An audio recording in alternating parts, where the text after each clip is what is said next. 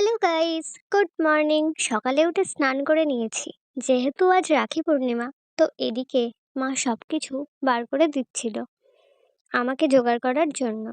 তারপর আমি একে একে সব ফল কেটে নিয়েছি। এবার নৈবেদ্য করার জন্য থালাগুলো সাজিয়ে নিয়েছি।